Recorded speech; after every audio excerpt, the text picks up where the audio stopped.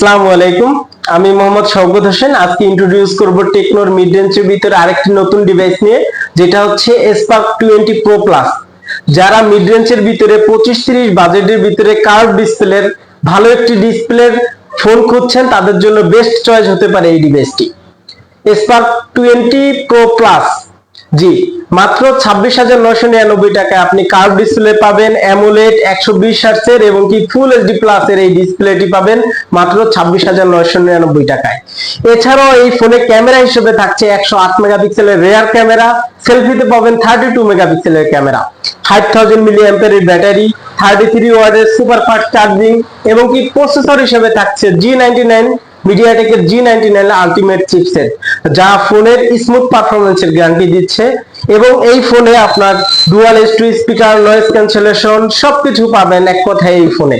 যারা গেমিং করেন তাদের জন্য সেরা একটি ফোন হতে পারে এই ফোনটি। 120 হার্টজের রিফ্রেশ রেট, অ্যামোলেড ডিসপ্লে হওয়ায় প্রাণবন্ত একটি ফিল পাবেন, ডুয়াল S2 স্পিকার হওয়ায় খুবই ভালো মানের একটি সাউন্ড কোয়ালিটি পাবেন এই ফোনে। জাইরোস্কোপ, প্রক্সিমিটি, অ্যাম্বলেট, লাইট সেন্সর সহ বিভিন্ন ফিচার্স থাকবে এই টেকনোর এই ফোনে। এছাড়াও টেকনোর কিছু স্পেশাল ফিচার তো থাকেই। তো আজকে এই পর্যন্তই, ভালো থাকবেন, সুস্থ থাকবেন, আল্লাহ হাফেজ।